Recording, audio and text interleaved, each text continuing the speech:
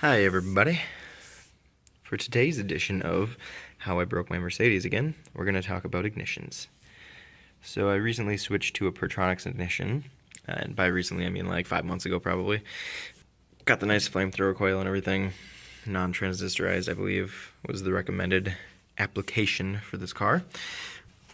And when I was taking out around the block for a test drive, my coil here fell over and kind of welded itself to where it was supposed to be, the bracket back here. Obviously I didn't remove the old stock coil. So when that fell over and kind of arc welded itself, it took the path of least resistance, which just happened to be the ignition wire. Now, kind of sort of took all this apart to track it. Here, a second. You can see it got a little melty. Not great. But the problem is it runs into a giant bundle here, which goes up through the firewall that way. So, come into the car. Here a second. Ignition's up on the dash. So if you look underneath, you can see the ignition cylinder pretty much at the center there. So the other problem is I tried to take apart the dash. I didn't realize that in this car the dash comes out after the windshield because of the way that you've got these A-pillar covers here, but the dash actually molds around the A-pillar. So if you don't take out your windshield, you'll probably crack your dash, and I'm just not that invested in breaking shit to fix the ignition. And then, of course, once you have it off, the other problem is that bundle. There's about 4 wires that run out of that bundle, and they just kind of run into the center console somewhere. I thought they would come through the firewall here with this giant bundle, but apparently only the ignition wire does. So it'd be a pain in the ass to figure out where everything goes. So what's most likely going to happen is I'm going to go to Ace or something and grab just like a normal switch. Right here I've got my 14 gauge primary, just cheapy ass $7 wire.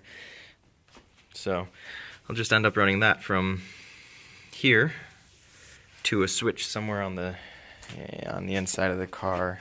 I'm trying to figure out where I want to go with it, because when you sit in the car like so, you'll have the key will still be used for starting and for steering wheel lockout.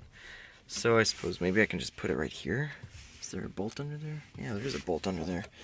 So if I can figure out how to get it under there, then that'd be perfect, because it'll be out of the way of my leg.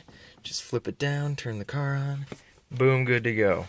Much less fucking around then. Take apart the entire dash. Oh, by the way, take out the window first. So we'll see how it actually goes, but in my mind it makes sense. Alright, so I've got it sort of set up. Right now it's hooked up to the switch, and I just have bare wires running to positives on each. Not the best way to do it, but it's temporary. Luckily somebody had already cut a little hole here for this vacuum line. I'm not sure why, but hey, whatever. Also probably fine. So I was able to run the wires straight along up in the footwell here. And right now they're pretty long, so I just have them looped over steering wheel, and then I soldered each of the connections, shrink wrapped each individually, and then shrink wrapped them together. So should just have to go boop like that, and then like this. Alright, let's see what happens.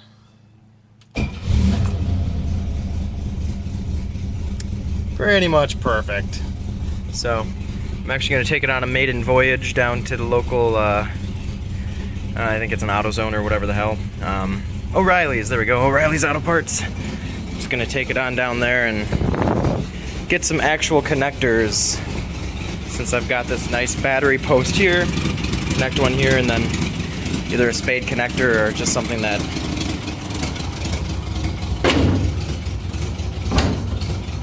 that'll go over top of that 8mm bolt, or 10mm. So, good times. Okay, so this took a little longer than I wanted to, but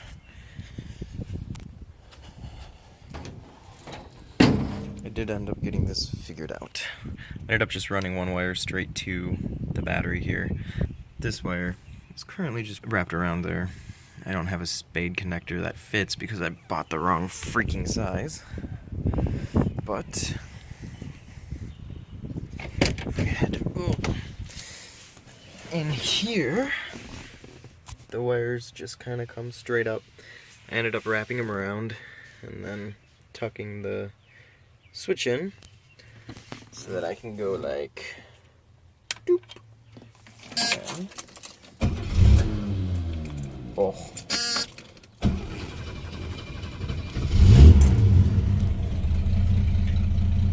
Like that. Hooray! And then when you're done, just flip the switch off and it kills it. I just have it set up so that I can go boop, done. And it's right there under the dash, which is kind of nice.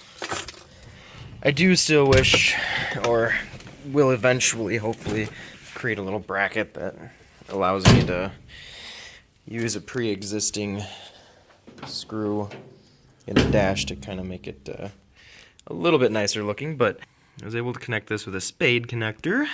That just runs obviously through the firewall of that little hole that somebody had already made. This one I did buy a spade connector for, or that's not a spade connector, my bad, but this one I bought spade connectors for, and it just didn't end up fitting, so I'll have to go grab some other ones, and then I still need a 10mm nut on here because I managed to drop that. And that just ties the power steering reservoir and this bracket here onto the body a little better. So that should keep it, even as it is, it should keep it from falling back over and frying the wire again. But yeah, I'm gonna bolt it in this time because I really don't want to do this all over again or melt another wire and have to figure out how to fix that. So anyway, it runs, so I'm happy.